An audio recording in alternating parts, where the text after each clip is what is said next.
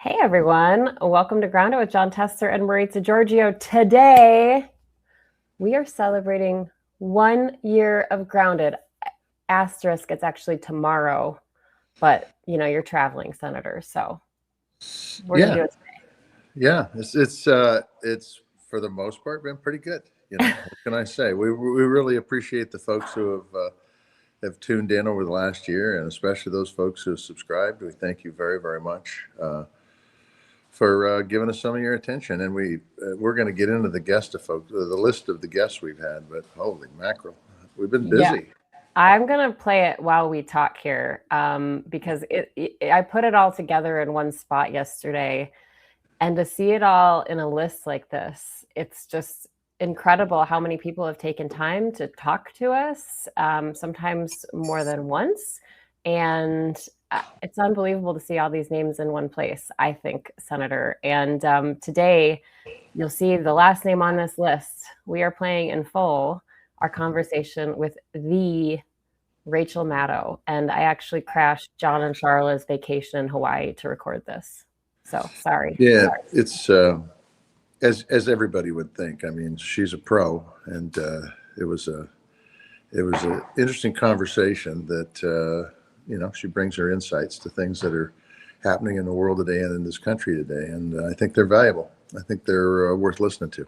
Yeah, she's been someone I've looked up to for such a long time. She has played a personal role in my life. She amplified a story of mine that really just catapulted my career. But I'm just one person. She does that every time she has a show. She cares about local journalism. She sees the stories that are happening locally and sees the value in putting them on the national stage. She's just insanely brilliant. And the way she tells stories and weaves it, it's just a masterclass. So it meant the world that she joined us here on Grounded. And I think you're going to like the conversation. At times scary, at times funny, and at times endearing, I think is the best way to describe it. Yeah, for sure. Yeah, and for somebody that works 20 hours a day, 7 days a week, we appreciate her taking an hour out of her busy week to be with us and to talk to you. Okay, so we are going to do a little pop quiz for you, Senator. Ready? No, I'm never good at pop quizzes. Well, we're going to do some by the numbers. This is our 81st show. Yeah. Can you tell me how many sitting senators we've had?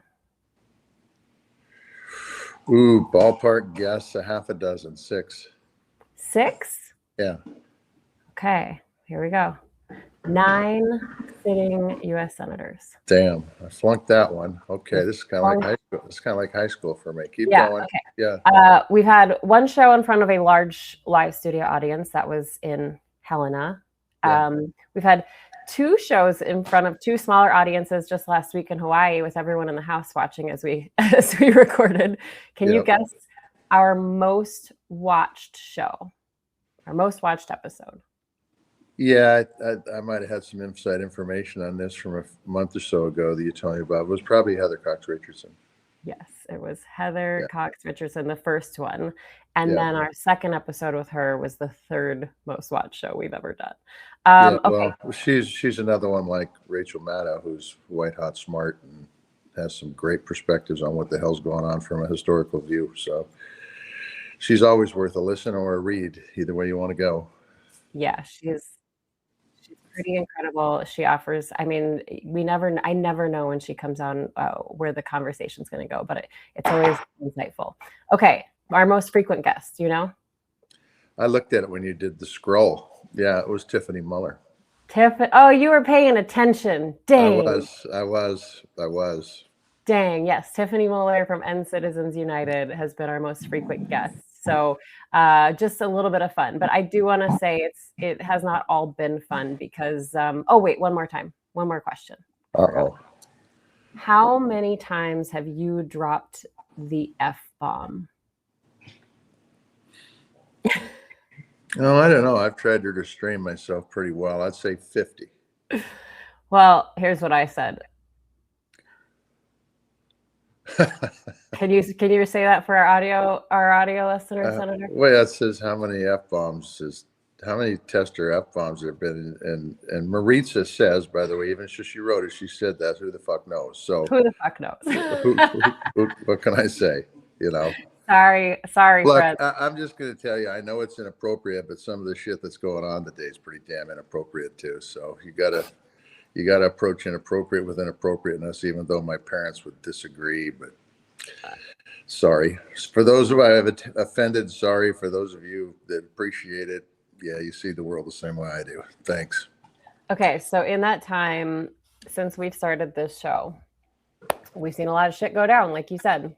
We've seen the purging of military leaders, inspectors general. We've seen Doge cuts, Signalgate, that Oval Office meeting with Ukrainian President Volodymyr Zelensky, the deportation of people to El Salvador without due process, tariffs, sending the National Guard to Los Angeles, political assassinations, the big beautiful bill, cuts to research funding, welcoming Vladimir Putin to Alaska on a red carpet, the Epstein files, the indictment of political enemies like James Comey and Letitia James, boat strikes in the Caribbean, the longest federal government shutdown in our nation's history, the demolition of the East Wing of the White House, investigations into 6 members of Congress for a video they made, capturing the Venezuelan president by force, ICE raids, killing of observers in Minnesota, and journalists arrested. That's an abbreviated list, by the way. Yeah, I mean, look, there's stuff that went on this year that hopefully folks can start looking at and asking if this is really the country that they grew up in, and they think it's okay. And I would just say this, that you can watch the news and get anything you want. One of the things that Maritza does as a pro, and that I appreciate, is she tries to tell the truth and what's going on the ground. Hopefully the show does provide some entertainment, but hopefully it provides some knowledge too. And when you talk to people and it's like they're living in a different world that you're living in, it's because they're watching a news network, I should say an entertainment network, that it's not being square with them, not telling them what's going on. I'll give you a prime example. The morning after Don Lemon got arrested, I turned on all the networks that I get on my satellite, and one of the networks wasn't saying one word about it. They were talking about the weather in Maine, for Christ's sakes. So if all you do is watch that network, you wouldn't ever know that a journalist was arrested by our government for doing his job. Multiple journalists. And multiple journalists. Let's pull that back. Multiple journalists. And so, it's an amazing time for this country, and that's why I dropped the F-bomb so much, because it frustrates the shit out of me that the country that I grew up in, the country where civil liberties, the state where civil liberties were really important, regardless if you were a Democrat or Republican, and the Second Amendment was very important, regardless whether you're a Democrat or Republican, are being overlooked right now. Not to mention the freedom of speech and freedom of religion and due process and a number of other parts of our Constitution that are intentionally ignored to meet an agenda. And it's not the way this country was set up by our forefathers, and it's not something that we, by the way, and I think we're seeing it in places like Minneapolis, should be standing for. Okay, well, I have Wendy in our chat saying that she appreciates the few F-bombs she's heard from you, Senator. Oh, so, good. Thanks, Wendy. There you go. Before I hit play on Rachel Maddow, though, I want to say to you, Senator John Tester, thank you. Thank you for trusting me to do this with me and going on this crazy adventure, and for putting up with all my emails and phone calls and text messages for the past year, harassing you about podcast scheduling. Yeah, well, it gets pretty crazy in the summertime when I got farm work to do. But I will say that, and I don't want you telling anybody this, Maritza, because I don't just get out. But you've been great to work with, and you've been somebody that really does bring professionalism to your industry, and a certain level of professionalism that we need on this podcast. So thank you. All right, I won't tell anyone you said that. Okay. Promise. Got to promise. All right. I promise. All right, here we go. We are going to play our chat with the Rachel Maddow, and we will discuss this on the other side. Enjoy, folks. You tell me when to start. Start. Yeah, go. Look, this is the year anniversary of our podcast, Grounded. And we feel incredibly honored to have one Rachel Maddow join us today, who's going to talk about the state of the world, both politically and governmentally. And it is just an incredible pleasure. And I mean that. I've been on the other side of the table from you on your show, and it's always been interesting. You never know where the questions are going to head. But they've always been very, very good interviews. And I just want to say thank you for taking the time to be with a couple of, well, she's a pro, but I'm a rookie at this business. So thanks for being on board. Well, thanks for having me, and congratulations on 1 year. Do you guys, did it go the way that you thought it would go over this year, or has it had surprises or unexpected twists and turns? I'll be honest with you, Rachel, it's the longest year of my life. I'm just telling you, it's just so drudgery. It's just no. I'll start, but you can answer that too. But I have been amazed by the number of people who want to speak, who want to join us and be interviewed. I mean, people who have perfectly good things to do with their life, and they'll spend an hour with us, which has just been amazing. So, and this is our 81st episode. And I just can't, I mean, the very first episode we literally put together in about 4 days with no clue what we were doing. And so to get this far, I feel like, we're still building the plane as we're flying it, but we found a little bit of a rhythm. So I'm thrilled. It's a valuable thing. I mean, it's not a make work, kill time kind of thing. Being able to have real conversations coming from a place of genuine concern and knowledge and curiosity, and it's a helpful thing. It's a helpful thing for you guys to do, but it's also a helpful thing for us to hear. And I just think the appetite for it is kind of bottomless. Like, more of this, please. This is great. I'm so glad you guys are doing it. Yeah, well, thanks for that. Let's just start, and we'll start with a really easy question. And she's a journalist. She's going to get into the meaty stuff. But we've seen a lot happen in the last year. We've seen a lot happen in the last month. As you go to bed at night, what do you worry about? I am trying to think strategically about where we are right now, and sort of what we have to do. We, meaning like us, this generation of citizens, what we need to do to keep our republic. And I'll just be really specific.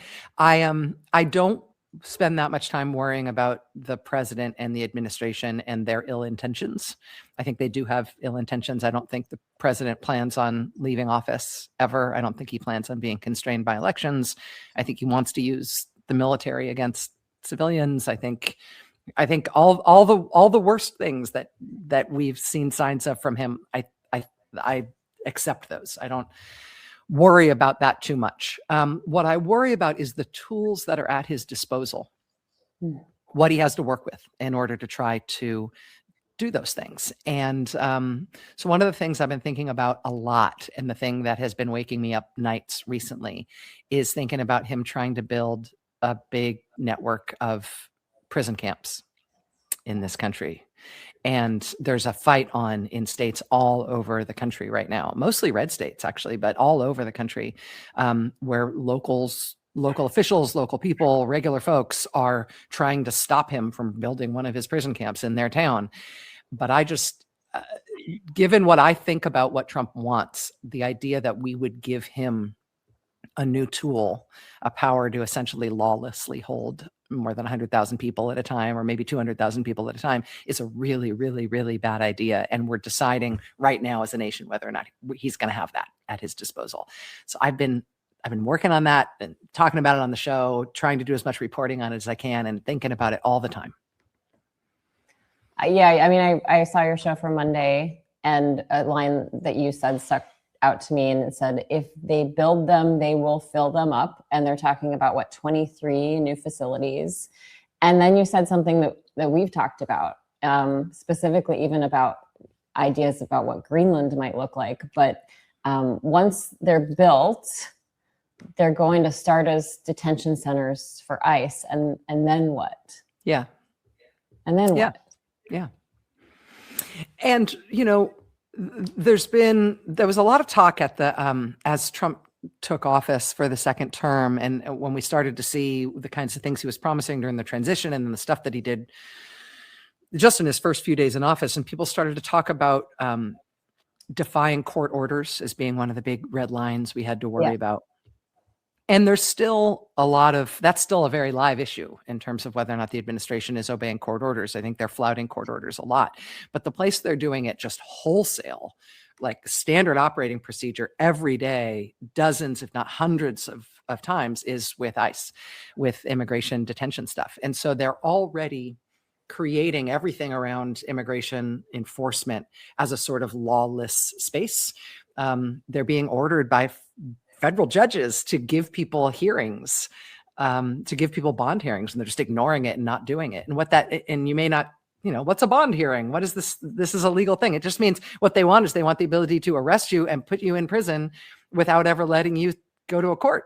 So somebody gets to adjudicate it, no due process. Right. And if they're creating a no due process space around immigrants, and then they're trying to build prison camp holding facilities that are designed for immigrants in the 100,000 to 200,000 people kind of range. Well, they're designing those from the outset to be black sites, to be lawless spaces. And then once you've given a guy like Trump and an administration like this the power to lawlessly lock up that many people, essentially outside the reach of the courts or the legal system, we're very far down the road toward the very worst case scenarios that I think any of us imagined. And so I know this is a dark place to start, but I think this is a really live issue right now. There's communities all over the country right now that are deciding, going to town meetings and board of supervisors meetings and zoning meetings and all this stuff, deciding if the local defunct, Amazon warehouse or whatever it is going to be sold to ICE.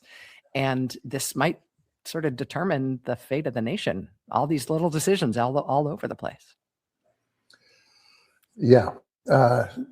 It's good to start out a podcast on a bright note. Yeah. I mean, sorry. You wanted a little peek inside my mind. Sorry, it's dark in there. The thing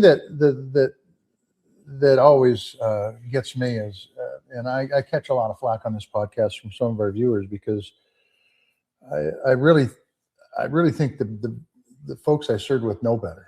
I really do. Both sides of the aisle, I think they know better. Mm-hmm. And I don't know if they've got themselves in a vacuum, so they don't know what the hell's really going on. I mean, they don't show up. They don't do town hall meetings.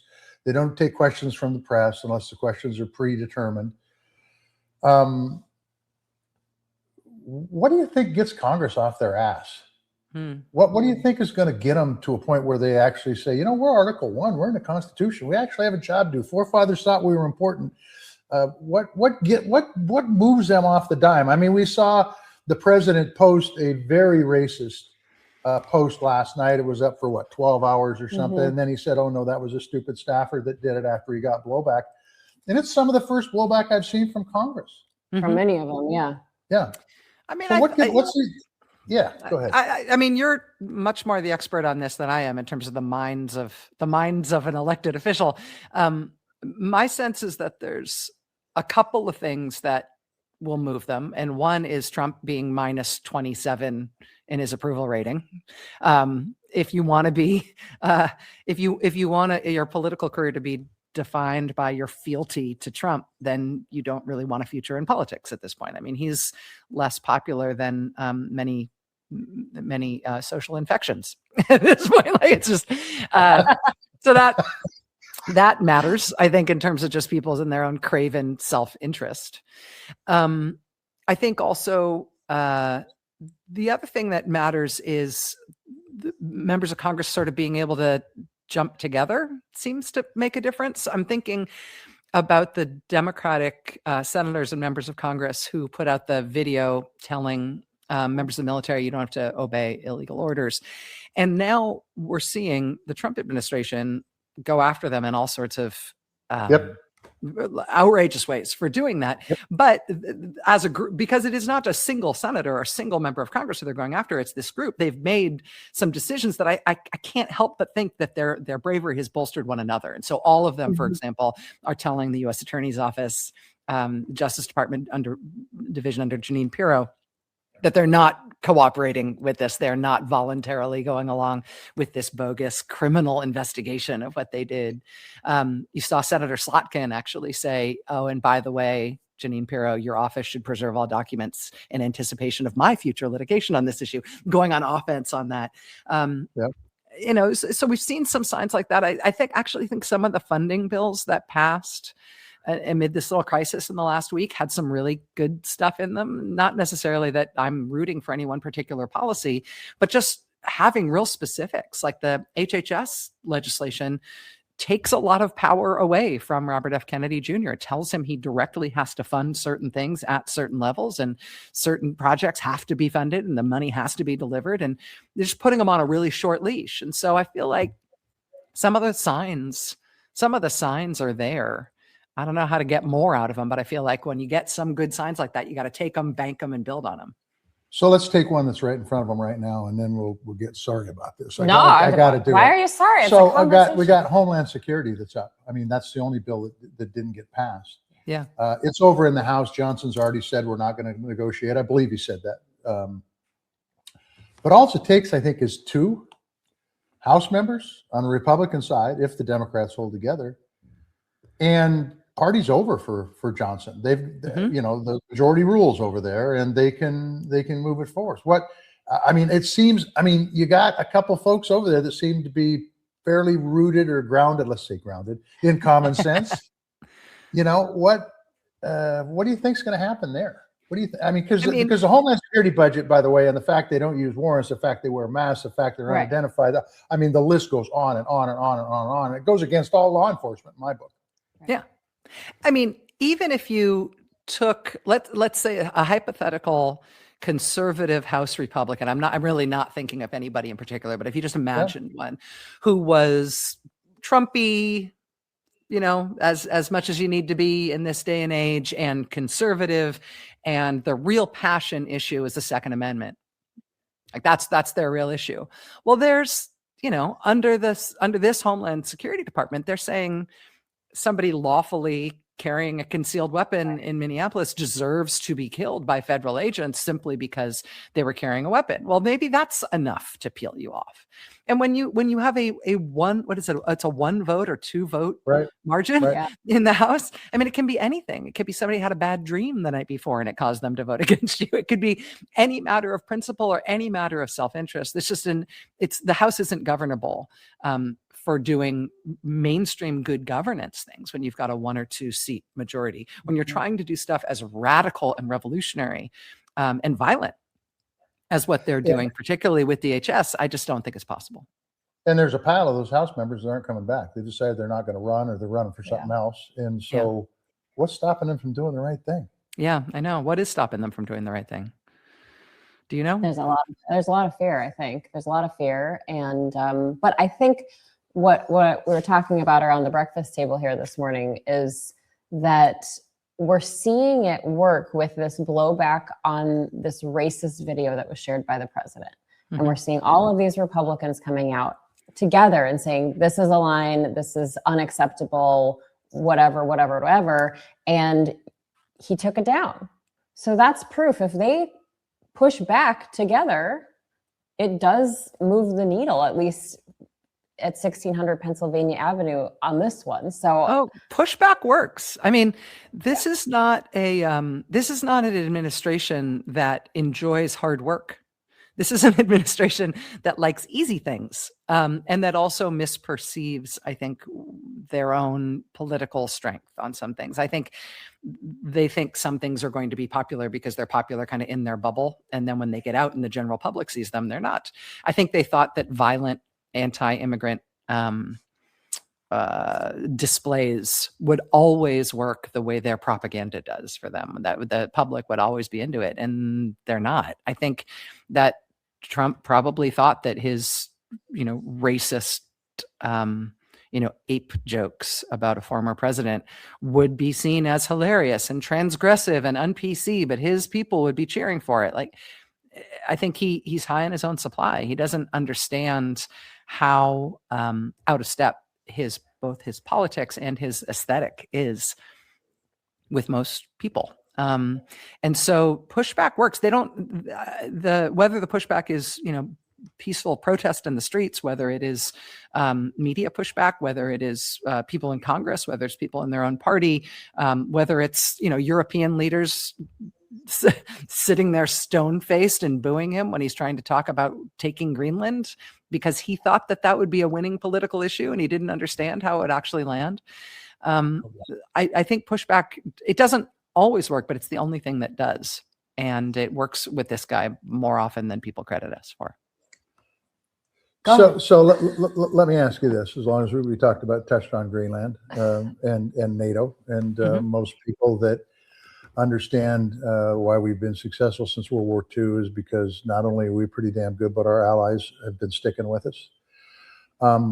Greenland kind of gives NATO the middle finger, by the way. And this is from a guy that the United States has elected twice as the president of the United States. Not Greenland gives him the middle finger. His plan to take Greenland. I'm sorry, well, not clear. The Greenland debacle. The Greenland debacle. But I mean, basically, the people in Denmark are going, "What the hell's happened to the United States?" The people in England, France, all of them are saying, "What's gone on here?" I've always said that if he leaves office, the next president is going to have one hell of a job repairing all these relationships that he has just totally destroyed.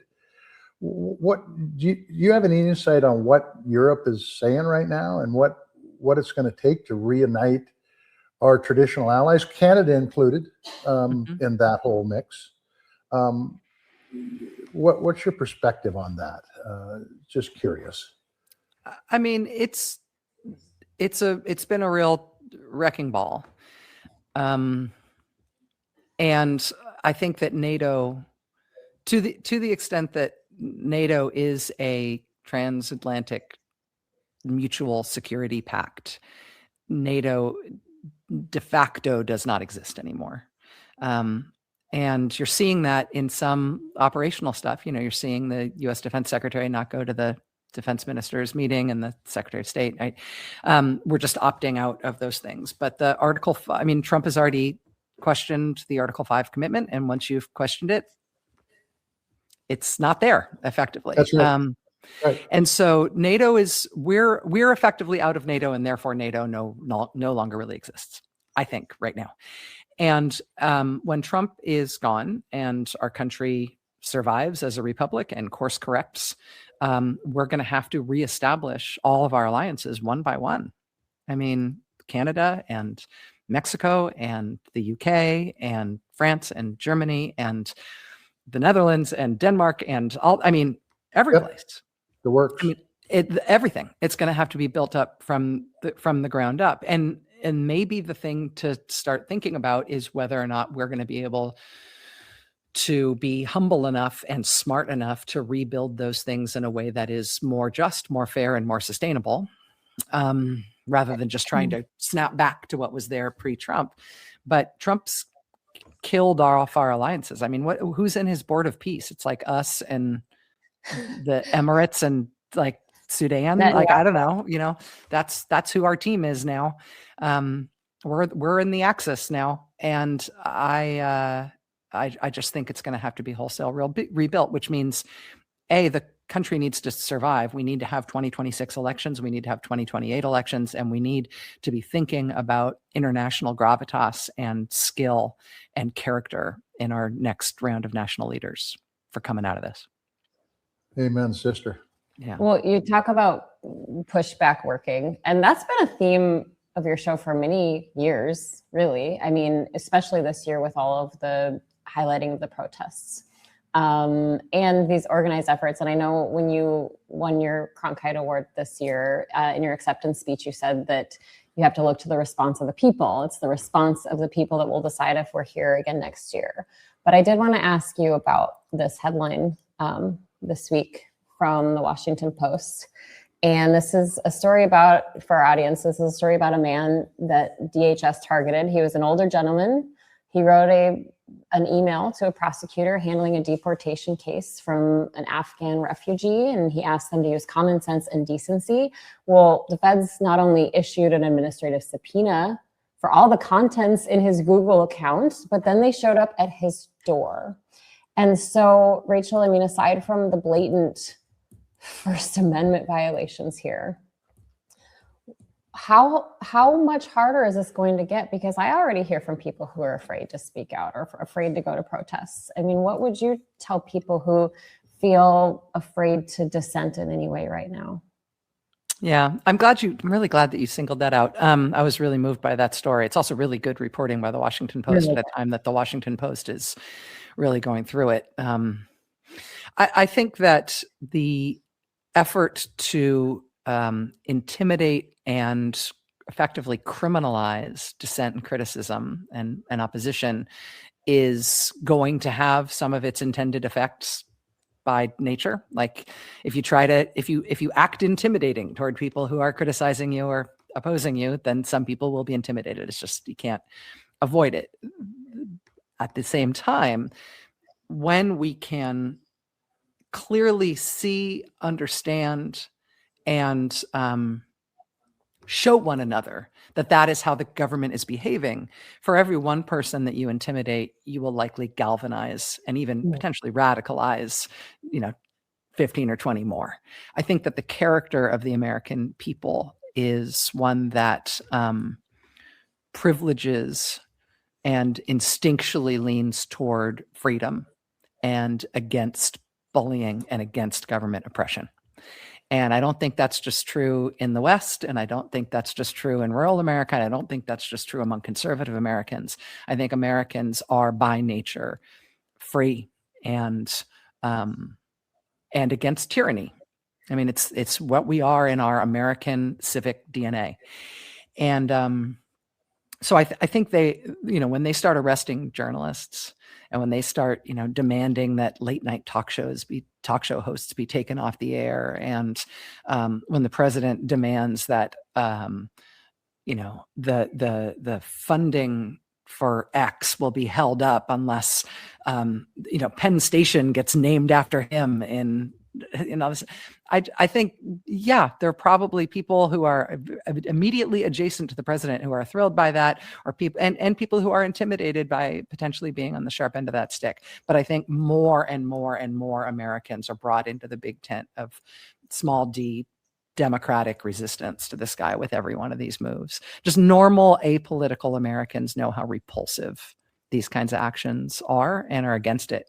And I think any Republican on that DHS issue who sides with the Democrats to say, hey, Homeland Security is out of control, we can't have them doing this we can't have them, filing administrative subpoenas and getting everybody's Google search history and Gmail account contents, right, because they contacted somebody in public service. Like, I think Republicans who stand up for that purely on libertarian grounds, purely on free speech grounds, will be rewarded by their constituents for doing so. And I think that smart Republicans will recognize that. I hope so, because the truth is, I've always said there's Democrats and Republicans in the state of Montana, but they're all libertarians, and I think there's a libertarian all over this country. They don't want government crossing the lines. Yep. Well, Ammon Bundy is coming out against all of this. I mean, that says something. But I wonder, Rachel, what did you say? Government overreach. Government overreach. I remember when the idea of Obamacare was government overreach. How about masked paramilitary forces, breaking down doors without warrants and pulling people out into the snow and locking Sending them up and people, never letting them see a judge. How about that? Is that government overreach, or are we Yeah. still just focused on healthcare being health insurance being Or tyranny? student loan forgiveness. Student loan forgiveness is absolutely tyranny. I mean, that's where 1984 ends, if you remember, is when people got their student loans forgiven. Yes. But I wonder, Rachel, I mean, I don't know if scared or concerned is a better word. Are you concerned about being targeted? I mean, we talk about it all the time. Are you concerned about being the focus of this? I mean, I sort of feel serenity prayer about it. You know what I mean? Like, if they're going to come for me, they're going to come for me. Like, I tell everybody the same thing, which is, make your precautions, harden yourself as a target, be ready for anything. There's a despot in the White House who is trying to get rid of American democracy and stay in power forever and use the government, including the military, simply as a tool to maintain him in power indefinitely. Like, okay, we're there. So anything could happen. Take care of yourself and take care of people you love. But I don't spend that much time thinking about what he might or might not do. I sort of just expect the worst, prepare for the worst, and work as hard as I can to try to be strategic and thoughtful about where we're at. How about you? I mean, you asked, I'm worried that you asked that because you're scared for me. No, I think I'm just scared for everybody. I mean, look, the Don Lemon thing is pretty bizarre, if you want to know the truth. I mean, the guy's just reporting and he gets picked up. And by the way, his Georgia Fort. Georgia Fort. That's right, 100%. And they were just, and he made it obvious in his reporting that he was just a reporter. That's it. Mm-hmm. And yet, you go after him, and it smacks of there's no belief in the Constitution, whether it's the First, Second Amendment, Fourth Amendment. The list is long. Yeah, okay? I mean, and they're trying to intimidate all of us, trying to make us all afraid. And again, intimidation works. People feel scared, but I also think that it galvanizes, and it's okay to also feel scared and keep going.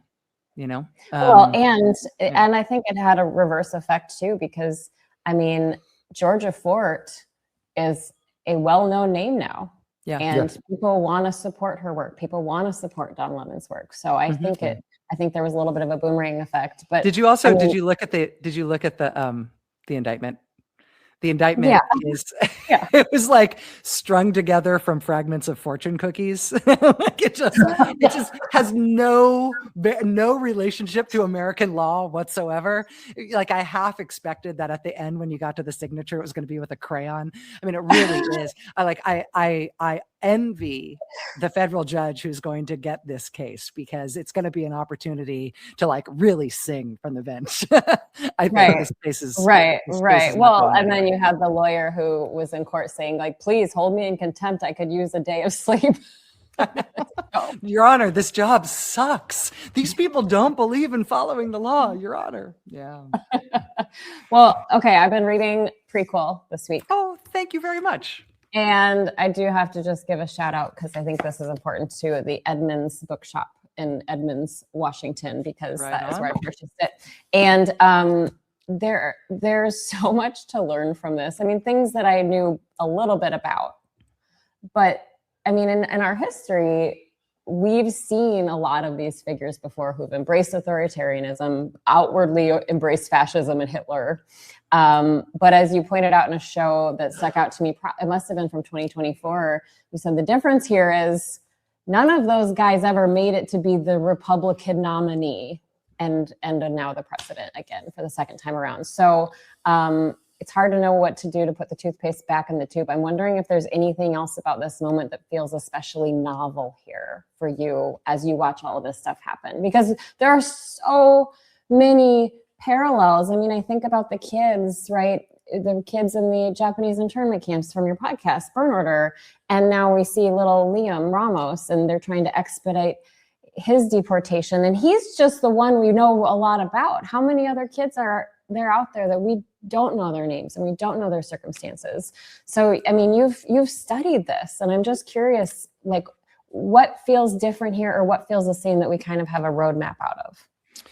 Thank you for that first of all, thank you for reading Prequel. It's nice to see you. Thanks for listening to Burn Order. Oh, I love this book. I've been raving about it to everyone in the house all week. So. Oh, good. Very good. On the camps issue, on the prison camps issue, I was thinking about that this week when, the place where Liam and his dad got sent was in Texas, this place called Dilley.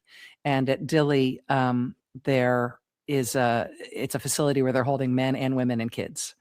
And it's a facility from all accounts, from people who've been inside and the what we know about the conditions there. It's really atrocious conditions. And one thing that's different is that people are protesting at Dilley, and that's different. And that's it's not just that what's novel about right now is bad, right? That you get the Henry Ford / Huey Long character in the White House, Charles Lindbergh character in the White House, right?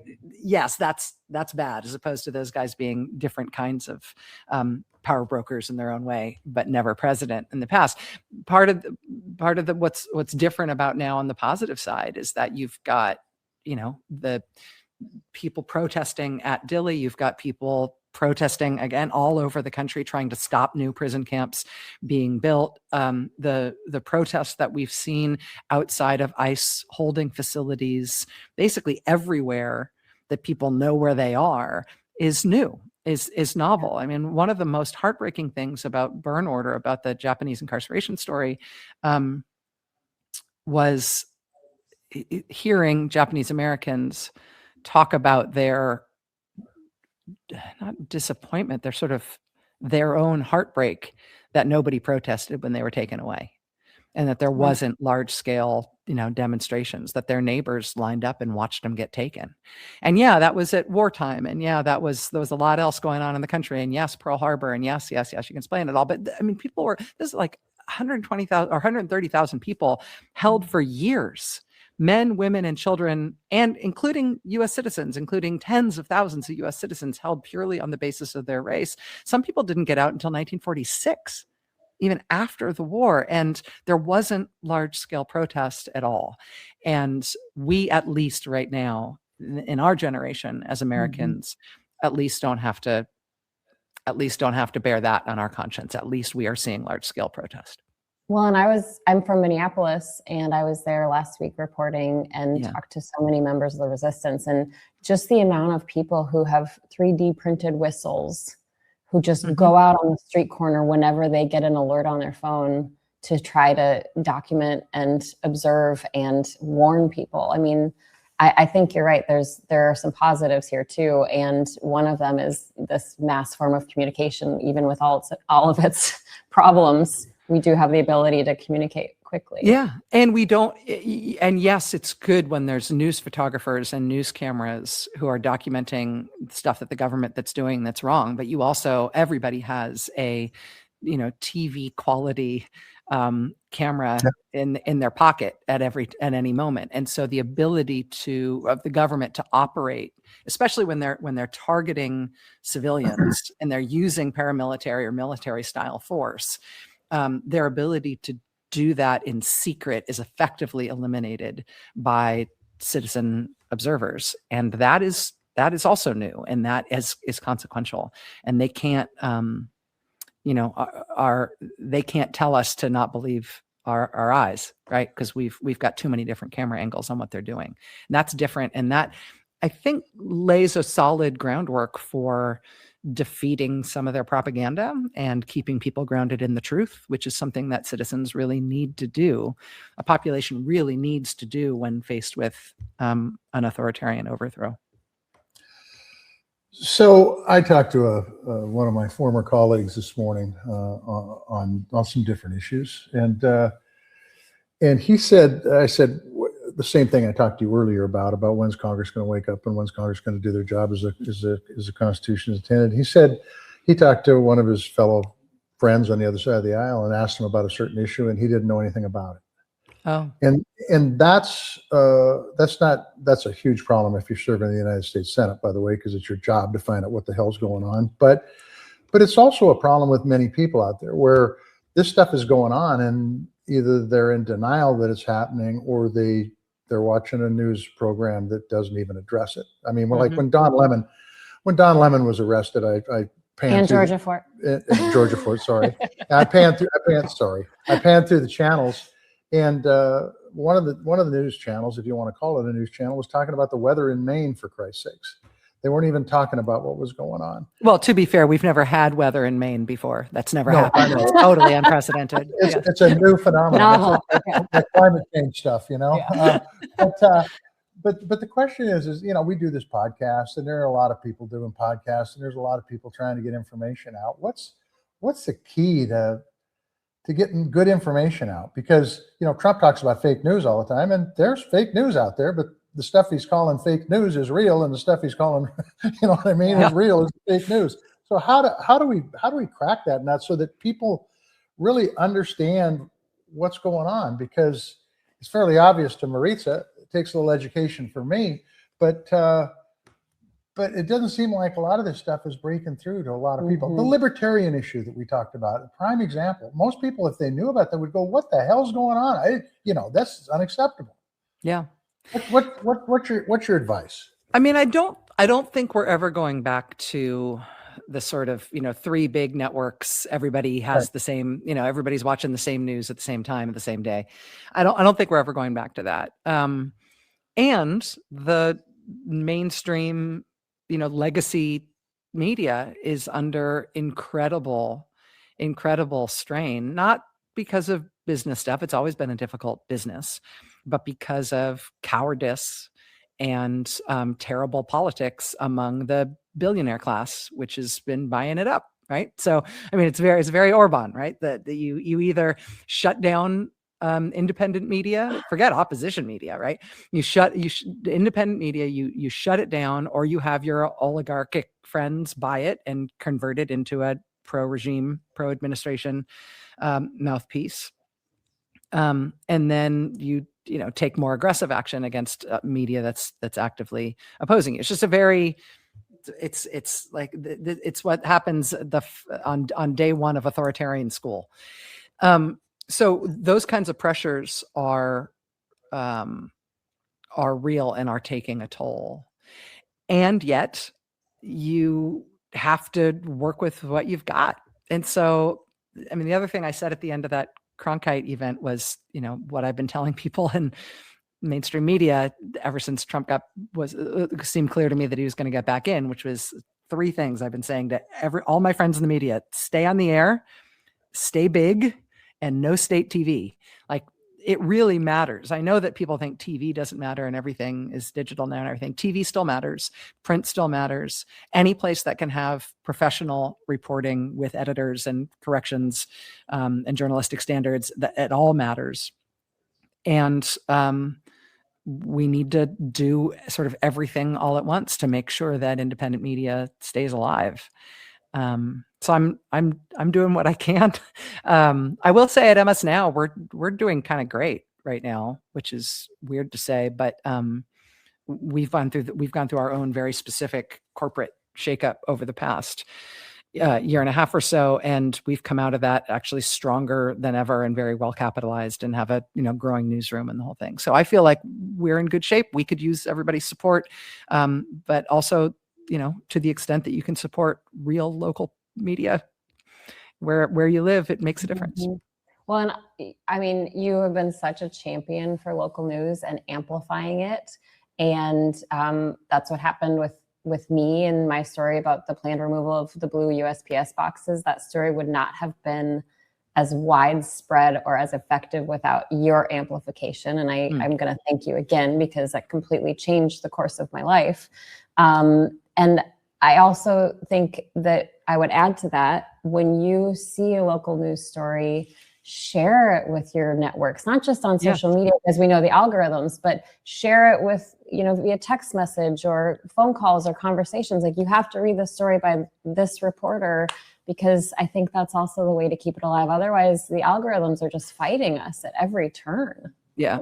And meanwhile, local news TV stations all around the country are producing very granular, useful, fact-driven, visual, short media clips all the time, every day.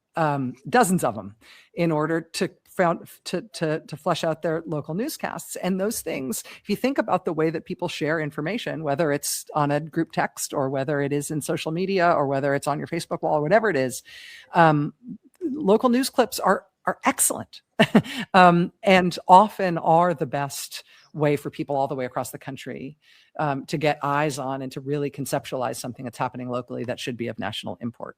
And it's just, it's, to the extent that YouTube is still mostly free. I mean, it's owned by Google, and so we'll see. It's a really effective and useful way to share real information and to give reporters and local stations their due. So you can't end us out yet if this is your last question. I know this is my last question. No, it's it's not your last question. We're not done yet. I'm telling you, keep going. You're doing good. You're doing good, Maritza. You'll get a Cronkite Award for this pretty quick. It's good. Well, I want to know, I mean, just like a little bit more about you. How do you have, I know you have an amazing team. I know that. How do you, though, have the capacity to consume so much information without going totally nuts? And like, do you have boundaries about times that you consume news or how much you consume? Like, what does that look like in your world? Very good questions. And embarrassing answers, I'll warn you in advance. I had better boundaries, actually, when I was doing shows 5 days a week. Oh. Because I would really compartmentalize. Like, I would not look at my emails or take phone calls or start reading it in the news before a certain time in the morning every day, unless there's an emergency. And then after the show, no post tapes, no staying after the show and like recording something for some other thing. When the lights are off, I'm off, and no working on Saturdays. Like, I had this whole light switch on, light switch off. Now I just have the weekly show, and I've got all of these other things that have not daily deadlines. Yeah. So I've got a book that's going to be coming out at the end of the year. I've got this podcast that I just finished with Burn Order. I've got a few different documentary projects that I'm working on. I've got like all these different things, which means that I actually can't flip the light switch off at any time. I should be working on something every moment of every day. And so I kind of work 7 days a week, like 12 plus hours a day now, which is bad. Even though I'm not on TV, I'm working harder than ever. So I should have better boundaries than I do. But I do absolutely depend on my team. And, for covering the protests this year, we developed a whole new news gathering system within my team that was largely based on local TV news, and contacting local TV stations and finding what was being posted locally, local newspapers and local TV stations, and just following the threads that local reporters were able to find. When there was no national coverage of this stuff, we were doing the only national coverage. The only way to do it is by aggregating what's happening locally. And so we built a production system for doing that. And we still do that. And right now we're in the process of shifting that a little bit, because I'm really focused on whether or not we're going to have these prison camps all over the country. And the local fights against those, again, it's mostly not national coverage, it's local coverage, but the fate of the country really may depend on it. So it just no time to rest. Right. What's your book about? What's your next book about? I haven't told anybody anything about it yet. It's in very general terms, it's about the Justice Department, and about the sort of promise and tragedy of the Justice Department. I think the Justice Department is effectively gone now, in the same way that NATO's gone now. And so I do want to think about what we're going to have to do in order to rebuild it better.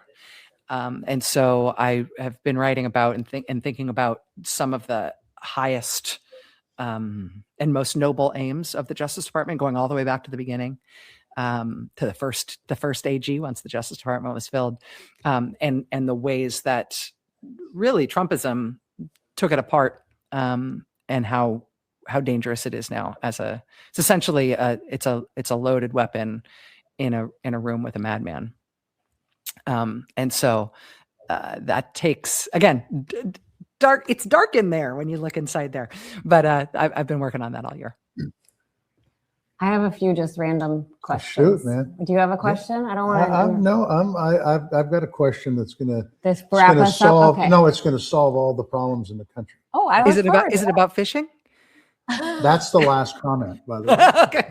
The fishing's Yeah. coming. Fishing's Yeah, coming. fishing's coming. Yeah, I mean, I hope that you're doing some fishing with all of your free time. All right, have. you was that- asked it. We're gonna. But see that right there? Big That's the Hole big- Lodge. Oh, Big nice. hole. That's a big hole in Southwest Montana, and you're invited as long as you teach Maritza how to fly fish. Yeah. All right. Maritza, I am what I lack in skill, I make up for in enthusiasm. I There am you a go. very Excellent. Me too. I'm just gonna hold on. I want to show you. I was out fishing yesterday, but this is where I'm at right now. I'm gonna just hold this up to the screen. This is what fishing looks like. Oh, wait, hold on. How does that go? Library. Ah, there it is. This is what fishing looks like out here right now. Let's see. Oh, It's ice wow. fishing That season was out here. yeah. It That's was, good. and That's like we've Minnesota. had so much snow that you have to wear snowshoes to go get ice to the- fishing to get out onto the ice. And then you have to have a full-size snow shovel to dig down 3 feet before you get to the top of the ice, where you can then drill down 2 feet to get to the water. It's crazy. Well, you don't have to worry about the ice breaking through, at least. Yeah, You know? that's good. No, My I'm almost 14-year-old tempted to like drive out onto the ice, put the plow on the side by side and just. Well, that's what they do in Minnesota, Rachel. They have little huts. They just live out there. My 14-year-old son has gotten really into fly fishing, and so I'm learning stuff through him. But okay, I just have some random little questions here. First of all, my mother would like to know if you've considered going back to having nightly shows, but it sounds like you're so busy that you can't. I am not going to go back to nightly shows. It almost killed me, and I don't want to die that way. So I'm not going to do it. But I'm very flattered that she wants me to. Yeah, she's a big fan. Let me That's also great. ask you. Hi, Mom. Okay, Hi, Hi, Mom. Have you ever thought about what you would ask Donald Trump if you had the chance to interview him? I think I would ask him a fact-based question. You know, like I think I would say, like, is Africa a country? Well, I think I know what word he would put in front of it, in front of country. Exactly. I mean, I feel like I have a very clear understanding of what he wants and what he thinks. So I'm sort of most interested in what he knows. But yeah, I'm not dying to interview him. There isn't anything I'm eager to hear him opine about. Ask your question. You were going to ask about. I was going to ask about. Look, you've done interviews. How many years have you been on TV? What's it? 2026? Like 18 years. My show started in 2008. Yeah. Wow. Yeah. So what's the I was scariest- 4. I was 4 when I started. 4 years old. Yes. 4 years old. And Prodigy. just turned 4. Yeah. And so what's the scariest interview you did, and who was it and why? Scariest in terms of like me being nervous? Either way you want to go. You either being nervous like Maritza was the day before this show came on, or the guy told you shit that was just, or gal told you shit that was just flat scary. Oh God, that's a really excellent question. I've never thought about it in those terms before. You know, I did somebody who I've actually become friends with since. I went to Kandahar and Kabul at the start of the Obama's surge in Afghanistan. And I interviewed a general there named Ben Hodges. And I've since become friends with him, which has been actually a really rewarding thing. He's a really deep thinker, a really like caring, interesting person, really smart guy.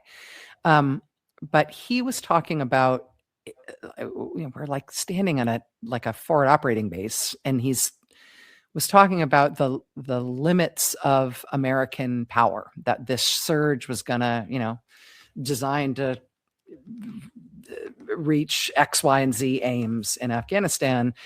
And he was talking about his soldiers being potentially losing their lives to try to achieve those things.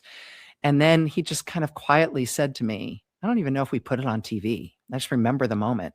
He just quietly said to me, and if it doesn't work, we'll go home knowing that we tried as hard as we could.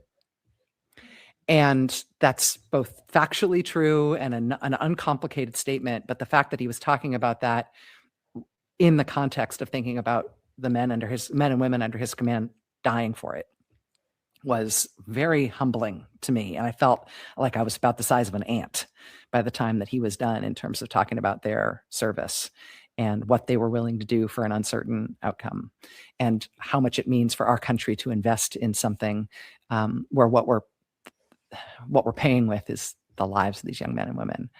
Amen. And it was one of those things where I just kind of felt like my organs turned inside out, like I just thought, like, I'll never actually really be the same.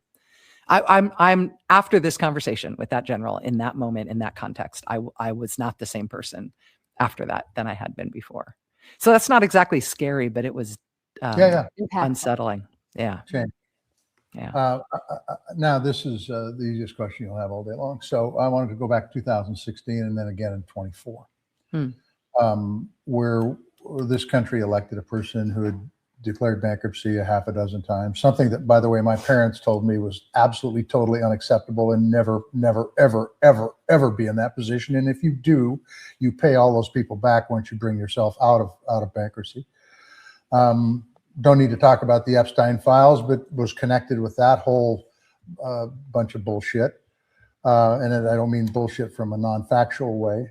A guy who, tried to stop the peaceful transfer of power.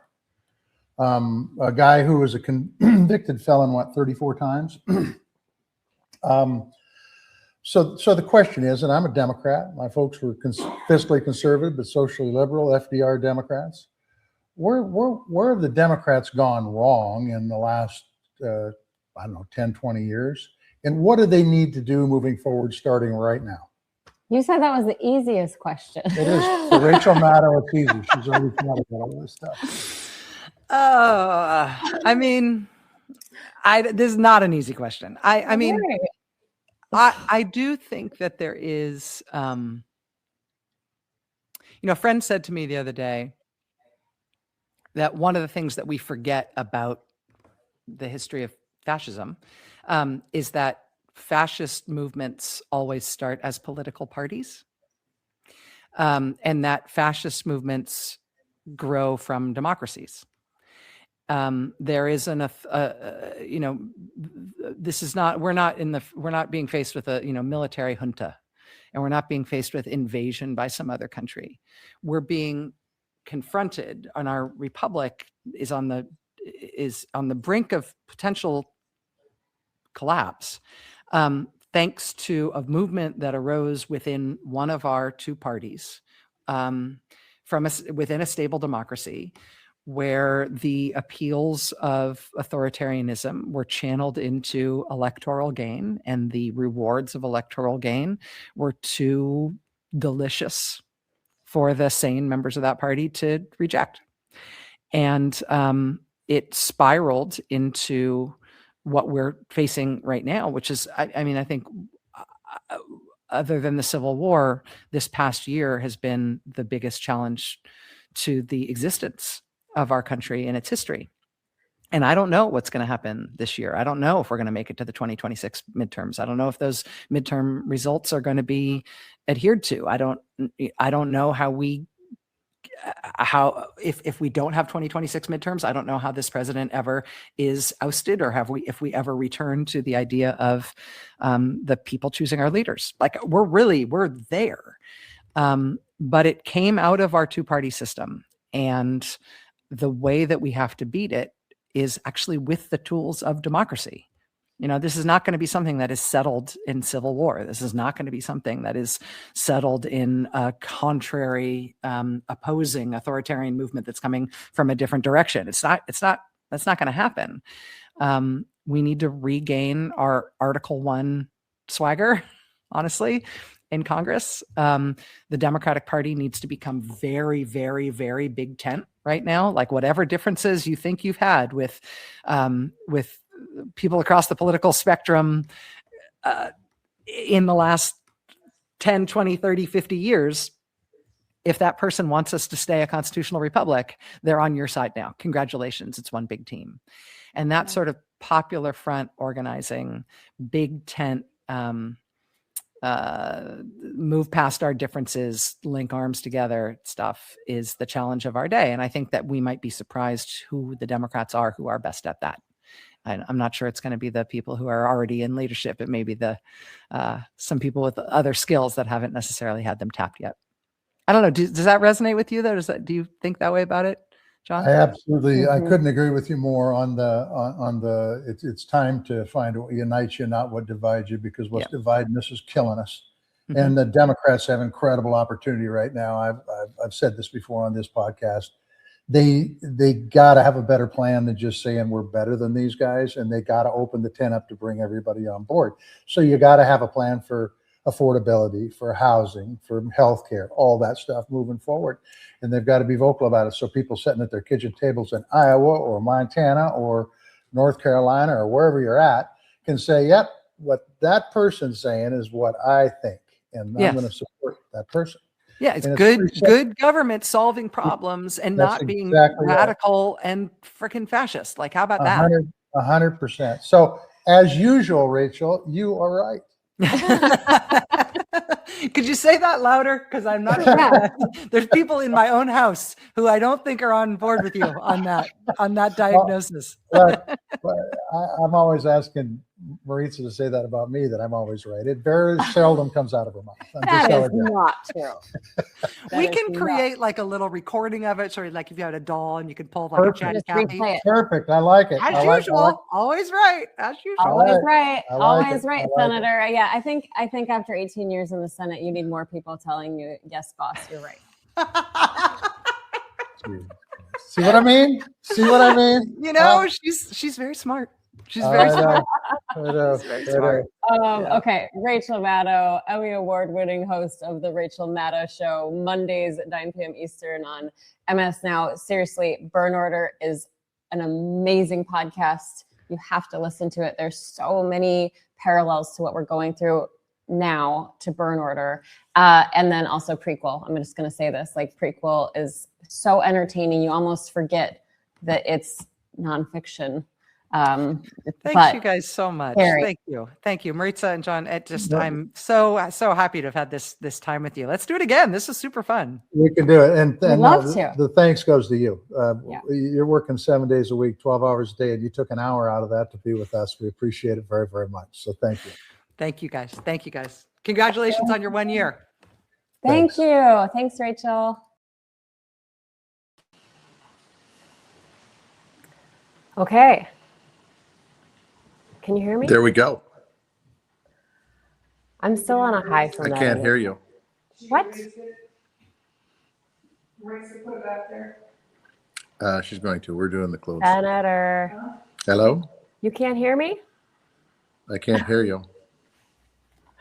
Can you guys Technology, all hear me? man. You Can gotta you all love it. hear me on let's make sure. I need someone to tell me if you can hear me. John Tester. My microphone says it's working, but okay. Well, I'm gonna keep Camera's talking. working. And I can't read lips near as good as I used to because I've got hearing aids, and that skill went away.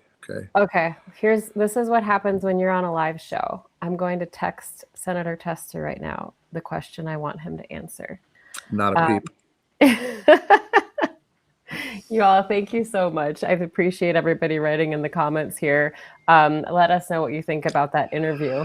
Okay. Well, if you can hear me, what I'll say is that we'll end this with the same way we ended the conversation with Rachel Maddow, and that is an incredible honor to have her on. She certainly has insight into how things are in this country that I think are valuable to folks who are part of the citizenry.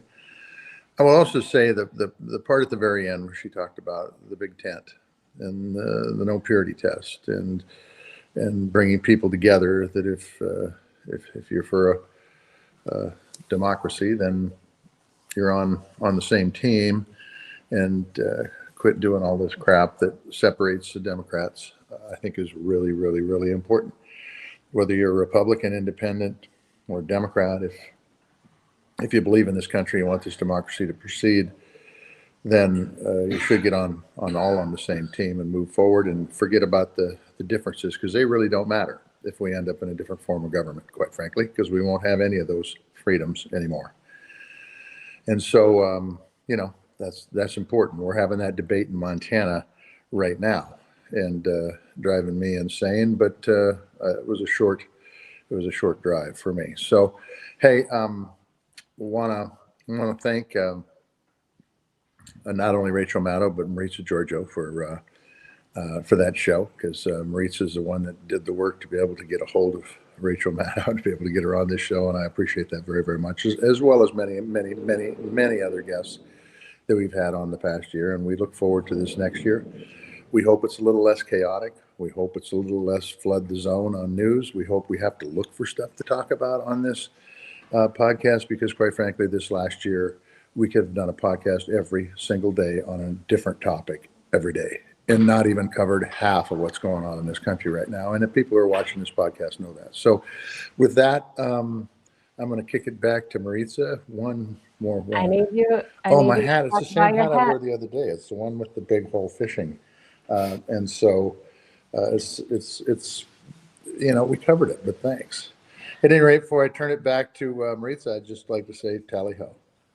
All right. Thank you, everyone. Thank you, everybody here, everybody who's been with us from the beginning, even if you just joined us last week. We're so thankful for you not only subscribing and listening in, but sharing it with people. It's just been an amazing journey. Every time someone comes up and says, we listen to your podcasts, it brings us joy, because it means that what we're doing matters. And so that's the goal here. Let's keep up the work. Let's stay grounded. And thank you so much. Bye-bye, everybody. Bye.